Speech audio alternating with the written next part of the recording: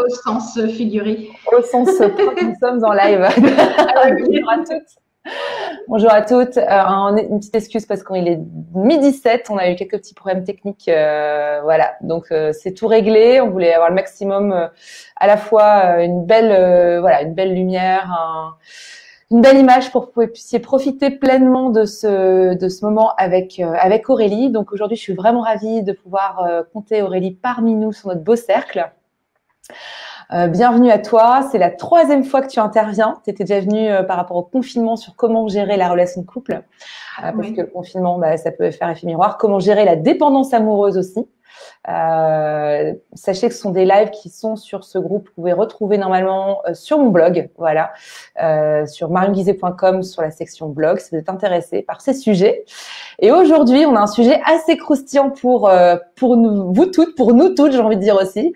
J'ai eu Aurélie au téléphone il y a 10 jours de ça, 2 semaines, et puis on parlait justement de nos vies, de la vie de nos clientes, qui disaient qu'on avait vraiment cet effet confinement où on se retrouve en tant que femme à gérer non seulement notre travail, mais en plus les enfants, le quotidien à la maison, la charge de travail, le fait qu'on soit pas dans notre élément complètement en zone de confort parce qu'on est chez soi et qu'on n'est pas habitué à travailler de chez soi, plus le conjoint qui est à côté, etc. Et qu'on peut avoir ce syndrome de la superwoman dont tu vas parler un petit peu plus aujourd'hui justement, qui devient exponentielle et qui peut venir vraiment nous rattraper, qui à la base est très valorisant de se dire je suis une superwoman, je suis sur tous les fronts, je gère, working girl, maman, etc., active et tout ça, jusqu'à un moment où on se dit non mais attends, est-ce que c'est vraiment au service de ma vie, de mon bien-être, parce que j'ai l'impression d'être plus esclave de ce modèle-là en fait que vraiment d'en profiter en fait. C'est presque à dire est-ce que c'est vraiment ça que je veux en fait. Et c'est là avec Aurélie en parlant on se dit mais il faut absolument qu'on partage justement des clés de sérénité. Et donc Aurélie voilà, donc bienvenue sur le groupe. Je vois déjà une femme qui vient de jouer un petit œil sur StreamYard. Je peux pas voir plus qu'un petit œil, donc n'hésite pas à faire un petit coucou, dire bonjour, ton prénom. Et puis on aura à la fin des questions-réponses. Donc on se donne une bonne demi-heure pour voilà sur le sujet et ensuite 10 minutes, un quart d'heure sur les questions-réponses. Enfin, j'ai toujours cette heure-là, espérons qu'on va la maintenir. Normalement, oui, c'est tout bon, c'est ça. Et puis, donc, n'hésite pas, si tu as déjà des questions qui sont brûlantes, mets-les dans le chat. Moi, j'ai accès, donc Aurélie ne va pas les voir. Et puis, on les posera à la fin ou en cours de route, on verra. Donc c'est ça, voilà. Coucou. Un petit coucou. N'hésite pas à dire ton prénom parce que moi, je vois juste Facebook user, tu vois. Donc, mais bon, c'est super de t'avoir parmi nous. Aurélie, je te donne le micro et puis à toi la présentation et puis voilà.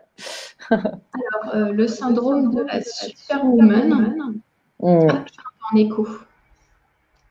Ça va là? Tu t'entends en écho? Moi, je n'entends pas d'écho, sache-le. Ok. Là, c'est bon, ça y est. Je m'entendais en écho, je m'entends plus. Ouais. Ok. Donc oui, le syndrome de la superwoman, c'est quelque chose à la base, comme tu dis, qui est très gratifiant. C'est-à-dire que c'est hyper gratifiant de sentir qu'on gère, on maîtrise les choses. Ça m'est jamais arrivé à plusieurs reprises d'entendre certaines de mes clients de dire c'est aussi hyper gratifiant de sentir que des fois les enfants ou les proches ont besoin de nous et de se dire mais d'avoir cette sensation de se dire voilà c'est comment il ferait si j'étais pas là. Et donc ça vient nourrir plusieurs besoins. Des fois c'est un besoin d'attention. Un sentiment aussi d'importance aussi dans la place au sein de la famille. Donc, c'est de se poser la question déjà de se dire qu'est-ce que ça vient nourrir chez moi, ce rôle-là? Comment je me sens émotionnellement? Est-ce que je me sens forte? Est-ce que je me sens puissante? Est-ce que je me sens aimée? Donc, c'est d'aller déjà se poser ces questions-là. Mais le travers de la superwoman aussi, c'est le côté justement super sauveuse. Dans le sens où, à un moment donné, à vouloir trop en faire, eh bien, on se perd dans ce rôle-là. Et donc, c'est de sentir aussi quelle est la justesse dans ce rôle, parce qu'il peut nous amener vraiment dans des phases, j'ai envie de dire, d'extrême fatigue, des phases aussi de frustration, parce qu'on se dit, c'est génial, je gère,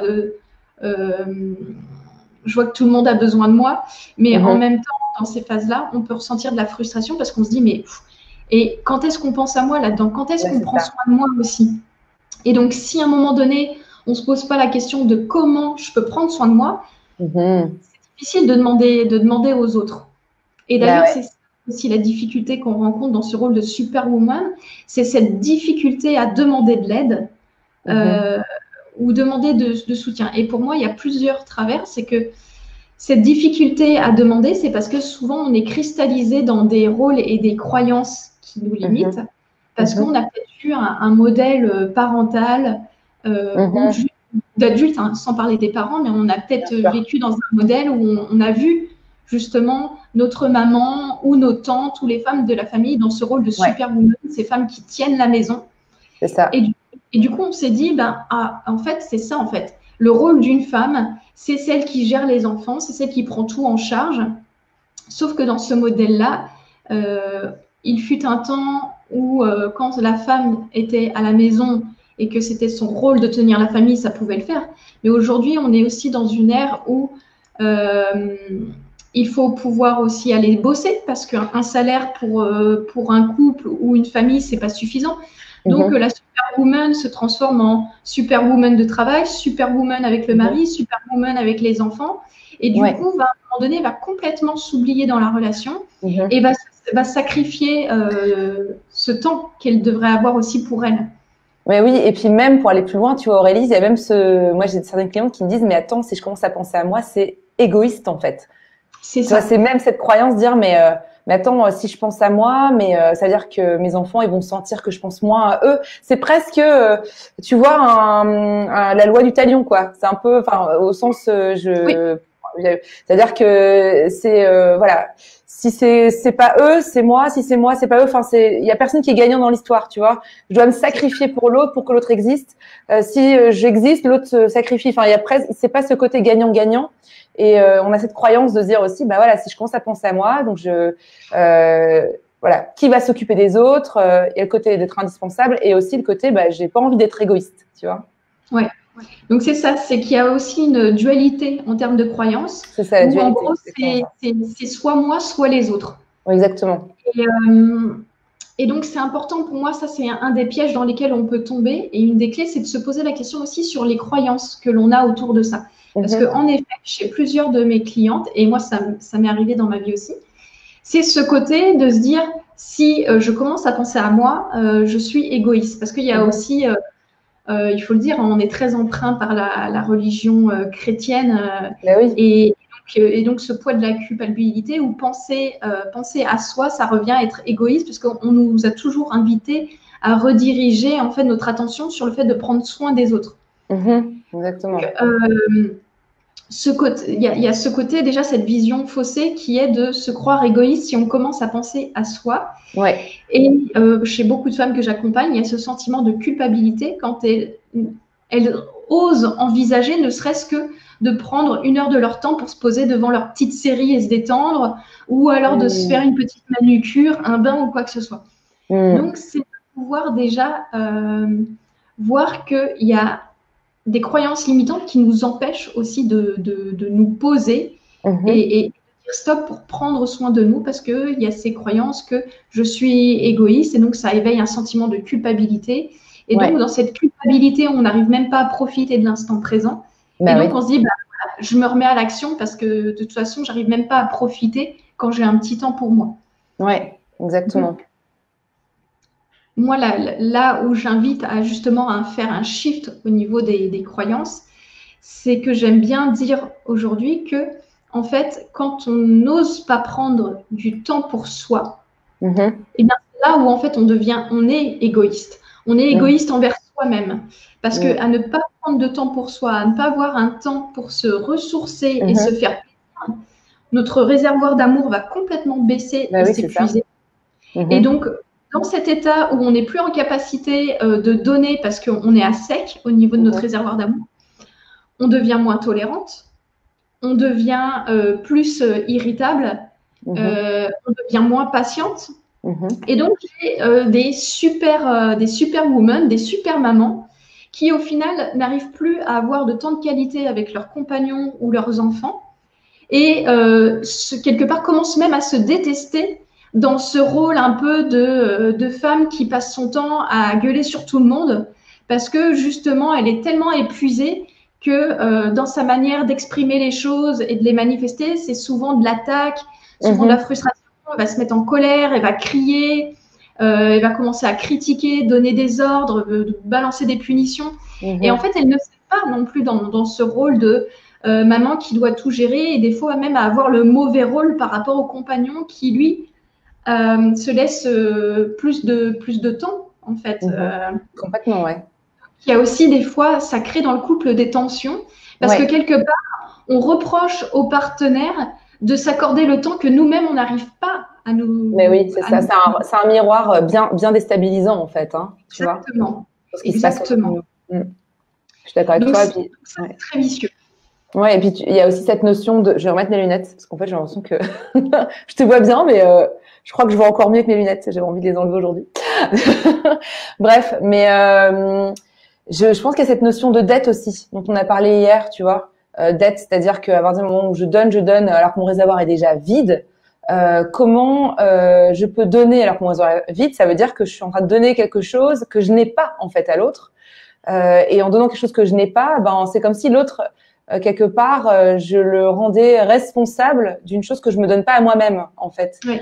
Et c'est là où on devient dans une forme de débalancement dans les relations. C'est-à-dire qu'on commence à en vouloir à l'autre quelque chose sur lequel nous-mêmes on est responsable. Se donner de l'affection. On attend l'autre en plus qui nous donne l'affection de la manière dont on souhaite. Alors qu'en fait, il y a que nous qui sachions comment on veut être aimé. Et ça peut être aussi déstabilisant. Tu vois, mais en fait, c'est quoi vraiment s'occuper de moi? Sachant que moi-même, je me suis jamais vraiment occupée de moi. Je sais que les premières fois où moi-même, j'ai dû me dire, OK, maintenant, je vais prendre une soirée pour moi. Qu'est-ce que je vais faire? Tu vois, le moment de vide, quoi. Bon, bah, je vais faire ce que les copines font ou je vais faire ce qu'on est censé faire. Mais en fait, vraiment d'apprendre à se choyer, s'aimer. Comme d'aimer en fait ce couple intérieur en fait entre le féminin et le masculin en nous, comment on pourrait être se choyer soi en fait, on voudrait être aimé, et ben le faire déjà avec soi en fait. Tout à fait, parce que tu vois, moi j'accompagnais plusieurs femmes et je continue d'en accompagner actuellement, et il y en a une où elle m'expliquait que c'était flagrant en fait, c'est que ça faisait des années qu'elle reprochait à son mari de ne pas lui montrer des marques d'affection pour qu'elle se sente aimée. Ouais. Et puis, pareil, cette superwoman qui gère tout dans la maison avec les enfants, avec le mari, etc. Et en fait, on a vraiment travaillé sur déjà sortir de la culpabilité pour oser prendre du temps pour elle. Dans un deuxième temps, on a aussi travaillé sur le fait de oser faire des demandes, oser demander de l'aide, oser demander du soutien, parce que en fait, il y a aussi cette croyance de je suis seule dans la maison à pouvoir faire les choses, sauf que on n'est pas seul. Il y a plusieurs petits cerveaux sous le même toit. Donc, quand tu as 3 enfants et un mari, plus toi, et qu'on est 5 dans la maison, ok, bah, chacun à son niveau a la possibilité de contribuer à sa manière. C'est juste qu'il faut pouvoir le demander. Mais il y a eu tout un travail aussi de se dire, quand on ne s'est jamais posé la question sur ce qu'on voulait vraiment, ça nécessite de prendre un temps. Et il s'est rendu compte que sa dynamique de couple a complètement changé à partir du moment où elle a osé demander de l'aide et demander du soutien. C'est ça. Mais avant de demander de l'aide, elle a dû vraiment se poser la question, qu'est-ce que je veux, qu'est-ce que j'aime, de quoi j'ai besoin. C'est ça, en fait. Et au début, elle était incapable de comprendre ça. Donc, elle disait à son mari, j'aimerais que tu me fasses plus de surprises, j'aimerais ceci, j'aimerais cela. Mais en fait, quand je lui ai posé la question, ça veut dire quoi pour toi des surprises? Ça veut dire quoi ceci, ça, cela? Elle était incapable de répondre. Donc, son mari ne pouvait pas répondre à sa demande parce qu'il n'était pas dans sa tête, alors qu'elle n'était même pas en capacité déjà de dire avec précision ce qu'elle voulait. C'est hyper fort ce que tu dis, Aurélie. C'est-à-dire que plus on se connaît, et peut-être que c'est une de tes clés d'ailleurs de sérénité, tu pourras nous les donner, mais plus on se connaît, plus on sait ce dont on a vraiment besoin et on peut être précis sur le besoin en disant voilà, une surprise pour moi, c'est un week-end, une fois par an, tous les deux, ou alors c'est une soirée en amoureux, etc. Plus on est précise, plus le besoin, il peut vraiment être rempli par l'autre et on peut créer une relation harmonieuse en fait. Parce que je sais que c'est un credo aussi, créer une relation harmonieuse avec l'autre, en couple ou autre en fait. Parce que sinon on reste dans le même schéma de frustration. C'est un peu la victime quelque part. Tu vois, on reste dans ce même triangle un peu jeu relationnel en disant ils me comprennent pas, c'est toujours moi qui dois tout faire, etc. Tu vois. Et là c'est une manière donc de se connaître, c'est vraiment une clé hyper importante de prendre ce temps précieux de dire ok mais de quoi j'ai vraiment envie. Et peut-être déjà commencer par se le donner à soi, d'ailleurs. Et vraiment, vraiment, tu vois, parce que c'est de se dire, bah tiens, déjà, c'est de pouvoir faire la liste de toutes les choses après lesquelles je râle. Ah, je me rends compte que je râle quand je vois que les coussins du canapé sont par terre. Je râle quand je vois du dentifrice qui est posé sur le coin du lavabo et le bouchon du dentifrice qui reste ouvert. Je râle quand je vois le lit des enfants qui n'est pas fait. Je râle quand je vois du linge sale au sol. Et souvent, l'erreur qui est faite, c'est de pointer de doigt toutes les choses qu'on n'aime pas. Sauf que ça ne donne aucune indication sur ce qu'on veut. Donc, c'est de se dire, par rapport à tout ce que j'aime pas et tout ce qui me hérisse les poils et qui me fatigue et qui me prenne de l'énergie, qu'est-ce que je veux vraiment? Je voudrais que les coussins soient posés sur le canapé. Je voudrais que quand ils utilisent le dentifrice, ils rebouchent le bouchon systématiquement après l'avoir utilisé. Je voudrais qu'ils mettent un petit coup d'éponge autour du lavabo pour que ce soit propre et qu'il n'y ait pas des poils, de la mousse ou ce que tu veux. Je voudrais que quand il y en a un qui enlève ses vêtements, plutôt que de laisser le linge traîner, ce soit mis directement dans le panier à linge sale. Donc, c'est vraiment exprimer, noter avec précision tout ce qu'on veut pour après pouvoir le formuler et demander les choses pour mettre en place une organisation où chacun à sa manière, avec du temps, va pouvoir intégrer cette nouvelle manière de fonctionner. Super. Et ça, ce serait ta première clé, Aurélie, pour le coup? Pour moi, la première clé, c'est clarifier ce que l'on veut vraiment. Parce que tant qu'on n'est pas au clair sur ce que l'on veut, on sera en incapacité de le demander et les autres seront incapables de comprendre véritablement ce que l'on veut. Tu vois? Oui, je suis d'accord avec toi. Donc ça, c'est pour moi, c'est la clé, c'est qu'est-ce qu'on veut vraiment? Qu'est-ce qu'on veut vivre? Qu'est-ce qu'on veut ressentir? Qu'est-ce qu'on veut partager? Qu'est-ce qu'on veut déléguer? Parce qu'on n'est pas obligé de tout déléguer non plus. Donc, une fois qu'il y a cette clarté-là, pour moi, la deuxième étape, c'est la demande. Et c'est vraiment de savoir demander. Est-ce que tu serais d'accord de? Est-ce que tu serais OK de? Parce que souvent, il y a cette confusion où on croit faire une demande alors qu'en fait, on est complètement dans l'exigence. C'est-à-dire que on dit, ah tiens, chérie, passe-moi le sel, s'il te plaît. Ou est-ce que tu viens me passer le sel? Et on se rend compte après coup que si l'autre, il a le malheur de dire non, waouh, là, ça peut monter dans les tours. Donc, c'est vraiment d'être au clair aussi que quand on fait une demande, il faut que ce soit vraiment une demande. Parce que si on est dans l'exigence et qu'on n'est pas en capacité d'accueillir le non de l'autre, eh bien, qu'est-ce qui va se passer le jour où on va vraiment apprendre à faire des demandes? Eh bien, les autres vont systématiquement être sur la défensive. Sur la défensive. Oui, parce qu'ils vont plus oser. Ils vont dire, oh mon Dieu, si je dis non, ça va créer encore un conflit. Je vais dire oui. Et en fait, on n'est plus dans des relations libres et authentiques. Une relation où chacun fait de son mieux, fait le dos rond. Et puis, en fait, ça crée plus l'harmonie dont on cherche de cœur, en fait, vraiment. Oui, c'est ça. Parce que ça veut dire que les personnes de notre entourage vont même plus oser nous dire non. Et donc, en effet, ils vont dire oui, mais ils vont pas dire oui avec le cœur. Ils vont dire non parce qu'ils ont peur de notre réaction. Et là, donc, on rentre dans un jeu relationnel qui est pas sain, en fait. Parce que du coup, les autres fonctionnent par la peur.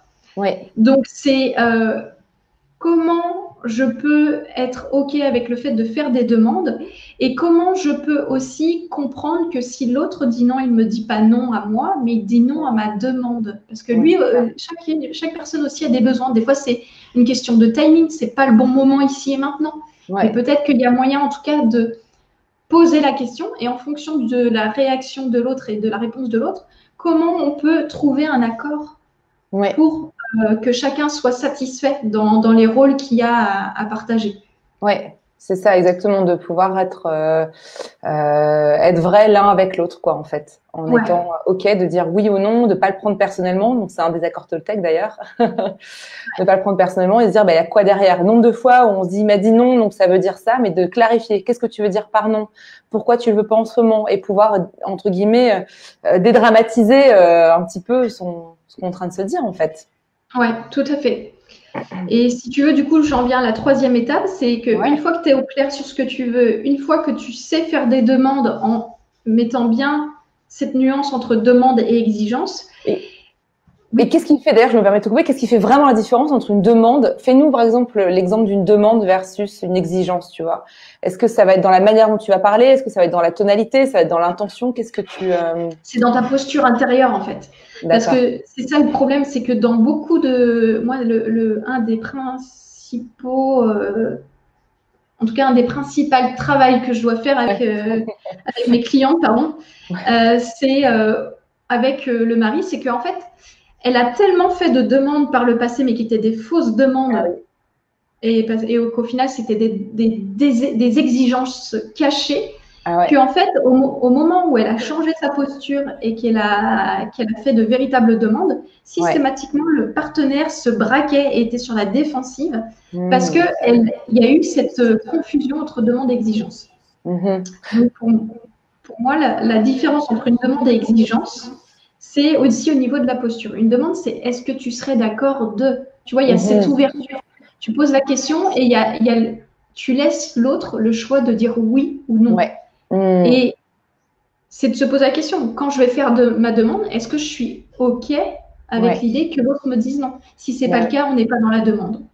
Et donc, pour arriver à cet état intérieur de lâcher prise avant, ça demande aussi de prendre soin de soi, de créer une forme d'empathie vis-à-vis de soi en disant ok, là c'est difficile, plutôt que d'arriver, tu vois, en situation de j'ai besoin que tu me dises oui pour que je me sente mieux, tu vois, j'ai besoin que tu passes l'aspirateur, que tu ailles chercher les enfants à l'école, voilà. Et donc c'est vraiment déjà se dire ok, là en ce moment j'ai un peu de mal, c'est difficile pour moi, et déjà de créer cette relation d'écoute avec soi plutôt que d'aller voir l'autre en disant écoute-moi s'il te plaît parce que ça se ressent et quand on est dans une forme de j'ai besoin de toi pour aller mieux, l'autre le ressent et il y a une pression de fou quoi. Donc on se dit attends, si je lui dis non, ça va créer encore la troisième guerre mondiale. Donc je vais dire oui, mais sachant que en fait cette étape au préalable de vraiment se séréniser en s'écoutant, en s'apportant cette écoute douce en fait, ça permet déjà de baisser la garde et d'avoir une posture plus ouverte en fait. Oui, et puis d'avoir d'autres stratégies en fait, parce que tu vois, tu as donné un élément clé, tu as dit j'ai besoin que tu me dises oui, j'ai besoin que tu passes l'aspirateur, et c'est là toute la nuance aussi qu'on apprend en communication non violente, c'est la différence entre les besoins et les stratégies. C'est que là, quand on dit j'ai besoin de toi, j'ai besoin que j'ai besoin de ceci, cela, on n'est pas dans des besoins, on est dans des stratégies pour venir nourrir des besoins. Ouais, c'est ça. Mais les besoins, ça peut être le besoin de calme, le besoin de repos, le besoin de soutien, le besoin de coopération. Et à partir du moment où on arrive à identifier les besoins, ça peut prendre différentes formes. Ça peut être mon compagnon. Si j'ai un besoin par exemple, d'harmonie dans la maison, eh ben, au niveau des stratégies, ça peut être demander à mon mari qui passe l'aspirateur, ça peut être demander à mes enfants s'ils veulent bien ranger leurs affaires. Mais il peut y avoir d'autres solutions. Ça peut être, est-ce qu'on ne peut pas faire appel 2 à 3 heures par semaine à une aide ménagère? Est-ce qu'on ne peut pas faire appel à ma mère ou ma belle-maman qui viennent nous soutenir, tu vois, quelques heures aussi par semaine? En fait, il existe des centaines de stratégies possibles, mais c'est que la plupart du temps, le piège, pourquoi on est dans l'exigence et pas dans la demande, c'est parce qu'on n'a qu'une seule stratégie qui est unique en tête, qui sont les autres. Ah ouais, ça c'est puissant ce que tu es en train de dire, tu vois. Oui. Et donc forcément, on est complètement désemparé et déstabilisé si l'autre nous dit non, parce qu'on n'a pas du tout de solution de secours. Donc c'est de faire aussi la liste, de se dire, ok, par rapport à ce besoin-là, quelles sont les solutions, les possibilités que j'ai? Ça peut être de demander ça à mon partenaire, ça peut éventuellement de demander ça à mes enfants, ça peut être éventuellement d'employer quelqu'un, bref. Il y a tout un panel de solutions, donc c'est d'ouvrir le champ des possibles. Et quand on se sent limité tout seul dans nos idées, ce qui est génial dans une famille, c'est le brainstorming.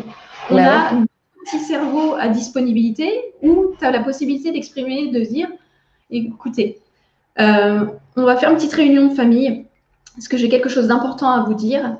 Voilà, ce qui est important pour moi, c'est qu'en ce moment, je suis extrêmement fatiguée. J'ai besoin de soutien, j'ai besoin de votre aide parce que je sens que là, je ne peux plus donner autant et que le fait de ne plus réussir à donner, je me rends compte que je ne suis pas pleinement disponible pour vous. Qu'est-ce que vous auriez comme idée pour pouvoir m'aider dans la maison pour telle chose, telle chose, telle chose? Et là, on les laisse parler. La plupart du temps, les gens, ils adorent trouver des solutions, ils adorent aider. Et donc, si on leur fait confiance sur le fait aussi de pouvoir trouver des solutions, et ben, on peut se rendre compte à quel point il y a des solutions qui sont à portée de main, auxquelles on n'avait pas pensé, parce que justement, on ne pense pas de la même manière que les autres. Mais oui, Complètement, ouais, c'est clair. Et puis qui sait si on n'est pas en train d'ouvrir la porte à dans ces brainstorming à dire bah moi aussi j'ai un besoin et voilà le besoin que j'ai. Et quand tu rentres dans ma chambre et que tu ranges tout, en fait moi j'ai un besoin de confidentialité, j'ai un besoin de paix et pour moi ça répond pas à ça, d'intimité ou j'ai un besoin de désordre. Qui sait, tu vois, il y a des gens qui adorent d'avoir un désordre dans leur chambre parce que c'est plus un moment créatif, enfin, et de pouvoir avoir tu vois, on parle de besoin, c'est intéressant donc de quelque chose qui est extérieur à soi, c'est plus soit je te remets en cause toi dans ta personne, mais plutôt on va revoir un modus operandi, une manière de faire ensemble pour que ça réponde aux besoins de chacun, quoi. Ouais. Et donc ça vient aussi au troisième point qui est on y arrive. c'est aussi de comprendre que c'est pas parce que on a une manière de fonctionner que tout le monde fonctionne de la même manière que nous. Et souvent, qu'est-ce qui fait qu'une superwoman fait les choses par elle-même? C'est parce que dès que l'autre tente de faire la chose, si ça n'est pas fait comment elle l'avait décidé, ça va pas non plus. Donc, au bout d'un moment, ceux qui sont dans la maison, ils disent « Attends, elle se plaint quand on ne fait rien, mais en même temps, elle se plaint aussi ou elle se permet de nous faire des remarques désagréables quand on fait les choses. Donc, au bout d'un moment, tu lâches l'affaire. Et c'est ça aussi, c'est de se dire que à être superwoman, eh bien, les personnes qu'on aime le plus au monde et qui vivent sous les mêmes toits, on les rend dépendants de nous et on les rend même fainéants. Parce que à force de vouloir tout faire, même si à un moment donné on est en train de pester parce qu'on fait tout justement, qu'on grogne régulièrement, mais que en plus de ça, on continue de le faire malgré tout, on envoie l'information aux autres que de toute façon, ma petite femme ou ma petite maman, elle a beau grogner, de toute façon, même quand elle m'engueule, et que je continue à ne rien faire et ne rien bouger, elle le fera quand même. Donc, au final, on alimente une espèce de dépendance aussi dans la famille et quelque part de lâcher prise et de détente où on se dit de toute façon, elle sera toujours là quoi qu'il arrive. Donc, ça nécessite aussi de pouvoir faire un travail sur soi qui est souvent lié aussi à une notion de contrôle et ça vient nourrir un besoin de sécurité. Quand on ne se sent pas en sécurité intérieure, on a envie de contrôler, de mettre du contrôle sur notre environnement. Et des fois, sans s'en rendre compte, c'est aussi du contrôle sur comment les autres doivent être dans cet environnement. Et donc, c'est de voir qu'on a tous des manières de penser qui sont différentes. On a tous des besoins aussi qui peuvent être différents à certains moments. Et c'est de comprendre que dans notre personnalité, on ne fonctionne pas de la même manière. On en parlait d'ailleurs avec mon compagnon hier encore sur le système, je crois que ça s'appelle MBTI. Ce sont des tests de personnalité où nous, on ne fonctionne pas du tout pareil. Moi, par exemple, je suis quelqu'un qui adore être proactif parce que ça me sécurise. Et si je fais trop de choses dans l'organisation qui sont en mode freestyle et qu'on n'anticipe pas suffisamment, ça me génère du stress et de l'angoisse. Alors que lui, si à un moment donné, il adore faire les choses en freestyle, il adore quelque part, même quand il dit c'est la merde et que justement, il doit gérer tout dans l'action, et que si à un moment donné, les choses sont trop contrôlées, c'est chiant pour lui, c'est comme si c'était la mort. Et donc, c'est de se dire qu'on a tous des manières de fonctionner différemment. Et donc, c'est de pouvoir accueillir la différence et de trouver un terrain d'entente où tout le monde peut être satisfait. Ok, c'est vrai que moi, j'ai vraiment du mal quand les enfants ne rangent pas leur chambre. Mais à un moment donné, c'est aussi de définir des espaces d'intimité, comme tu disais tout à l'heure. J'en discutais avec une de mes clientes. Cette exigence à vouloir que les chambres soient parfaites, à un moment donné aussi, au sein d'une famille, on doit tellement porter de masques et de responsabilités, que ce soit au boulot, que ce soit dans la société, avec les amis, la belle famille, les collègues de boulot. À un moment donné, il est où notre espace de liberté où on peut être vraiment nous-mêmes et on sait qu'à un moment donné, il n'y a personne qui va nous faire une quelconque réflexion. Souvent, quand on est enfant, c'est la chambre qui est notre espace d'intimité. Donc, c'est de se dire aussi, moi par exemple, avec mon compagnon, dans la maison, il a son bureau, c'est l'espace où je le laisse tranquille. Il fait ce qu'il veut. S'il a envie de passer l'aspirateur une fois la semaine ou une fois le mois, peu importe, c'est son espace. Et après, on s'arrange pour que dans les autres pièces de la maison, on se coordonne pour trouver un terrain d'entente. Mais ça demande des ajustements. Donc, c'est aussi de voir, comme tu dis, à partir du moment où j'identifie mes besoins, quels sont aussi les besoins des autres et quelles sont les différentes stratégies. Et il peut y avoir des dizaines et des vingtaines et des centaines où on peut trouver un terrain d'entente. Ouais, c'est hyper puissant ce que tu dis. J'aime bien l'idée de des fois on reste centré sur une stratégie en disant j'ai besoin que la maison soit clean, mais en fait c'est quoi le besoin que ça vient nourrir? La propreté. Ok, la propreté c'est pas forcément que ça peut être plein de choses, ou ça peut être l'harmonie, ça peut être, et quand on délimite et on identifie un besoin, en fait il y a plein de stratégies possibles qu'on peut brainstormer avec les gens autour de nous.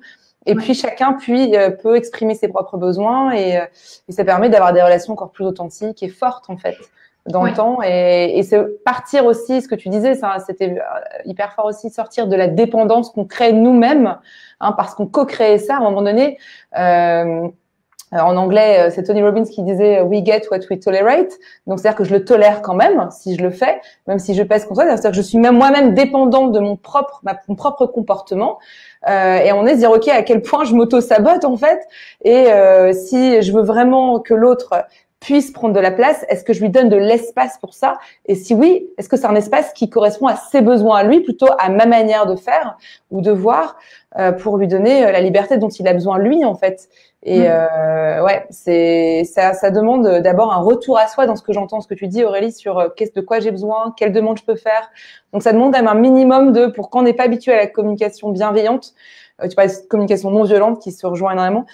C'est d'abord de dire ok, de quoi j'ai besoin en fait. C'est pas toujours évident, enfin donc de prendre d'abord ce temps pour ensuite être au clair, parce qu'on peut pas être répondu si correctement entre guillemets dans nos propres définitions de ce que c'est de nos besoins, si on n'est pas au clair sur ce qu'on donne à l'autre, sur notre demande en fait. Donc c'est aussi notre responsabilité, tu vois, en effet, dans ce que tu dis. Moi j'adore cette notion d'être plus autonome, d'être plus responsable par rapport à ses besoins. Parce qu'on attend moins des autres, et cette notion de ces stratégies en disant la seule stratégie ce sont les autres, c'est tellement vrai. Enfin, moi ça m'arrive aussi plein de fois quand j'étais à Montréal avec mon ancien copain, dire mais lui il prend du bon temps et moi qui prend soin de moi. Et c'est là où je me suis eu un déclic, je fais mais c'est toi Marion. Et ça a été un premier moment, je fais ah ouais c'est vrai, c'est moi qui m'occupe de moi-même. Donc d'enlever un peu les autres de l'équation pour revenir sur son propre territoire.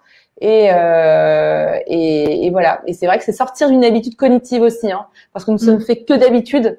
Je suis habituée à penser d'une certaine manière et dire je suis habituée à que dans la famille ça soit comme ça. Et si c'était différent, et si je réagissais différemment, qu'est-ce que ça créerait en fait comme possible pour nous tous en fait, tu vois. Moi j'ai une de mes clientes aussi dernièrement, elle me dit Marion, je suis à la limite du entre guillemets l'épuisement, burn-out, enfin on utilise beaucoup ce mot-là donc je fais attention. Voilà, elle dit mais c'est en fait je n'arrête pas entre la cuisine et machin et il y a 2 semaines dans un de ces challenges, c'était dû prendre du temps pour elle et on avait pleuré au téléphone. Elle fait Marion, c'est la première fois que je prends du temps pour moi, pour simplement respirer, faire un dessin sur les valeurs qui animent ma famille, sur ce que j'ai déjà créé de positif, arrêter d'être moins exigeante vis-à-vis de moi-même. Il y avait aussi cette notion d'exigence, je pense, avec la Superwoman, d'être très exigeant vis-à-vis des autres parce qu'on est très exigeant vis-à-vis de soi, de se lâcher la grappe, en fait, vraiment de dire, ok, stop, temps mort, là, j'ai envie d'être douce avec moi, en fait, d'être gentille avec moi, et puis déjà d'apprécier et de savourer ce qu'il y a déjà là, sans toujours voir ce qui manque, en fait. Cette notion de gratitude et de reconnaissance vis-à-vis de ce qu'on fait avec soi-même, avec les autres, ce qu'on a créé, qui on est, sans être toujours dans cette notion de performance et de faire, et de très masculiniser en fait cette notion de je fais donc j'existe. J'ai une belle maison, tu vois, c'est à la fois on parle Superwoman à la maison, mais ça peut être au travail. J'ai tel salaire, donc j'ai produit, donc j'ai une valeur. Et dire cette valeur, est-ce qu'elle peut pas juste être qui je suis? Comme un enfant qui a de la valeur, pourtant il a rien fait, un petit bébé, tu vois, et dire c'est revenir en cette notion de valeur intrinsèque qu'on a tous en fait et toutes, donc voilà. Et c'est vraiment, pour moi, ça va au-delà de soi aussi, comme mission aussi, de revenir à soi, parce que moi je suis pas encore maman, mais aujourd'hui, tout ce travail que je fais pour moi, c'est dans le but aussi de ne pas transmettre ça à mes enfants. Parce que le truc aussi qu'on ne se rend pas compte, parce des fois, on ne pense pas à long terme, mais quand on a des enfants qui voient une maman tout le temps stressée, tout le temps préoccupée, tout le temps en train de se sacrifier pour les autres, bah, pour peu qu'elle ait des filles, qu'est-ce qu'elles vont avoir comme modèle plus tard? Elles vont le reproduire. J'ai toujours vu ma mère fonctionner comme ça. Je n'ai pas d'autre modèle, donc je vais reproduire ce modèle. Et si elle a un petit garçon, ça peut être aussi de se dire, bah, voilà le rôle que tenait ma mère, voilà le rôle de mon père.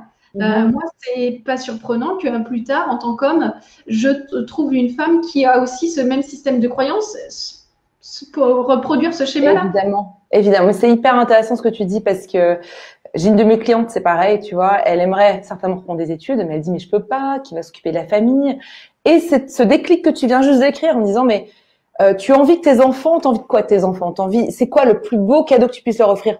Mais c'est la liberté d'être eux-mêmes, de pouvoir suivre leur voie, d'oser aller vers leurs rêves, d'être audacieux dans leur vie, d'être heureux. Et là je fais mais t'imagines que tes enfants ils vont calquer pas ce que tu dis, ce que tu penses, mais ce que tu fais en fait.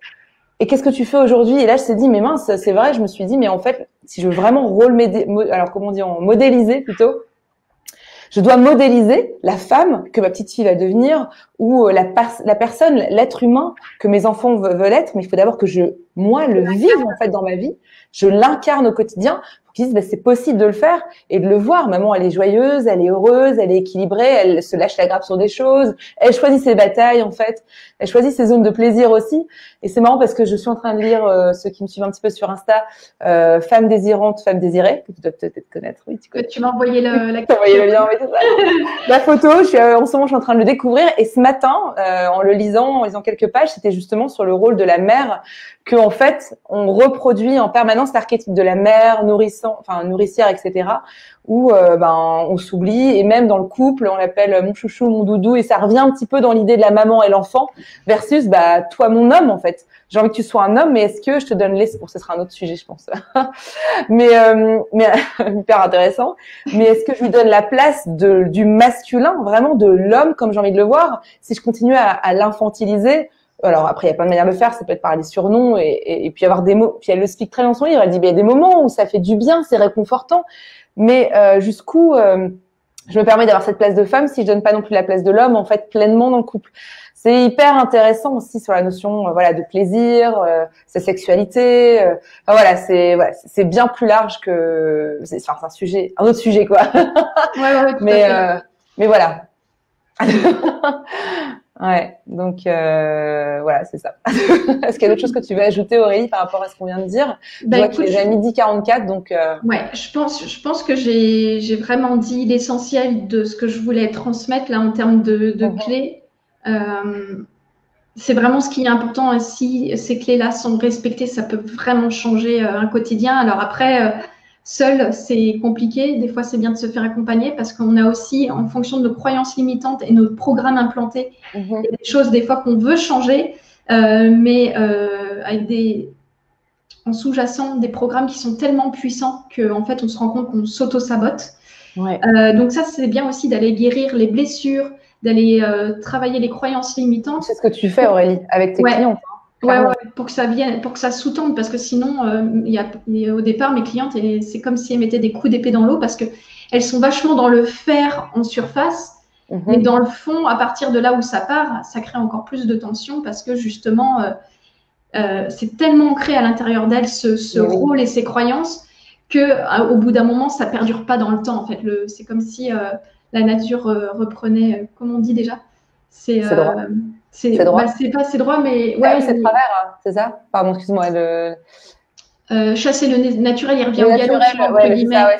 C'est ça. Donc c'est de se dire qu'il faut qu'il y ait un travail dans la manière de faire en surface, mais il faut aller aussi en profondeur. Et ça, des fois, tout seul, c'est difficile. Donc c'est pour ça aussi que j'aime bien travailler là-dedans. Je suis d'accord avec toi. Quand on sait que 98% de nos pensées sont les mêmes chaque jour.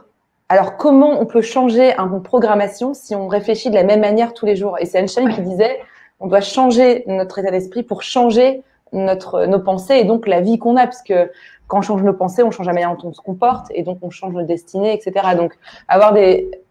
Tout va bien? Je crois qu'il m'attend pour manger. Ah, Raphaël, ok, bon, on va bientôt y aller. J'adore, trop mignon. D'aller nourrir ton besoin d'aller justement nourrir ton cœur, besoin d'entraide. En tout cas, bref. Ouais, donc c'est ça de pouvoir avoir des personnes comme toi qui puissent vraiment mieux comprendre quels sont mes besoins et de pouvoir agir en fait concrètement pour changer l'écosystème dans la famille, dans le couple.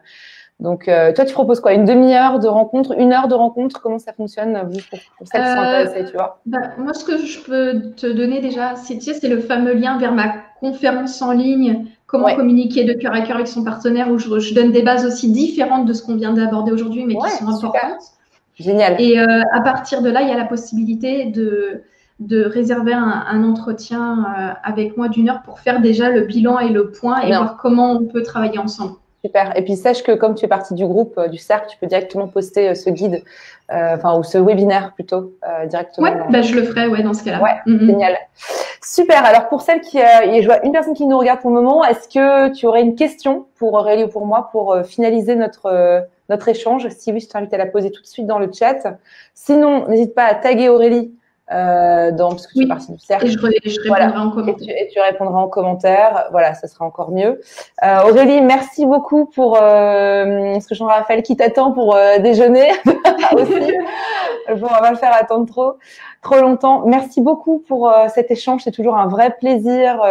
C'est toujours très délicieux de t'avoir sur notre groupe et puis voilà. Et oui, alors tiens, la question, est-ce qu'on peut resynthétiser les 3 clés? 1, 2, 3. Alors, la première clé, c'est déjà de sortir de ce côté de croire que quand on prend soin de soi, on est égoïste. Au contraire, on est altruiste. Donc, c'est de pouvoir vraiment s'autoriser, déjà prendre du temps pour soi. Donc, ça, c'est une pré-clé parce que la première vraiment que j'avais donnée, c'est déjà de faire la liste de toutes les choses que je veux dans ma vie. Donc, être au clair sur ce que je veux et pas sur ce que je veux pas. Qu'est-ce que je veux concrètement? La deuxième clé, c'est faire des demandes, oser demander de l'aide et du soutien aux membres de ma famille, déléguer en fait, demander pour pouvoir déléguer. Et puis ensuite, ça nécessite de pouvoir trouver un arrangement, une espèce de seuil de tolérance pour dire que ma manière de fonctionner n'est pas la même que les autres. Donc, comment on peut trouver un terrain d'entente pour faire les choses de manière à ce que chacun soit satisfait? Trouver une espèce de routine, de rituel où chacun, on avance pour pouvoir mettre ça en place ensemble. Et tout le monde devient coacteur de la solution. Voilà, c'est ça. C'est plus moi qui donne les directives pour les autres, mais c'est je demande l'avis aux autres et on essaye de co-créer ensemble pour voir comment chacun peut trouver des solutions justes pour tout le monde pour qu'on retrouve un équilibre et une stabilité et chacun son rôle aussi dans la maison. Super. Est-ce que c'est bon pour toi? Simplement un petit oui pouce levé, comme ça, ça vient confirmer. Mais je te remercie beaucoup, Aurélie. Quitte à resynthétiser en commentaire si besoin. S'il y a besoin, les 3 clés rapidement, Ok. Super. Bon, trop bien. Super, merci beaucoup, c'était top. Eh ben, écoute, génial. Aurélie, un dernier mot pour clôturer notre échange aujourd'hui? Écoute, juste un grand merci encore pour ton invitation, Marion, parce que c'est toujours génial d'échanger là-dessus. Et puis moi, ça me fait toujours autant plaisir de pouvoir vraiment partager des clés qui peuvent changer, améliorer le quotidien. Donc, juste un grand merci pour l'invitation. Et puis, merci à toi qui nous regarde et merci à celles qui regarderont le replay. Et je reste disponible s'il y a des questions par la suite. Tu vois, ton adresse, le site internet et puis le guide aussi, c'était ça. Je l'ai mis parce que je me souviens toujours. Enfin bref, je l'avais copié-collé juste avant, mais tu tout à fait. Tu pourras ajouter ton webinaire justement avec des clés supplémentaires. Trop bien, plein de belles astuces, des beaux cadeaux. Un gros hug virtuel. Aurélie. Voilà. Merci pour celles qui nous a regardées aujourd'hui, celles qui nous regarderont. Je vous embrasse toutes bien fort. Prenez bien soin de vous et puis je vous dis à très bientôt. Gros bisous. Bye bye. Bye bye.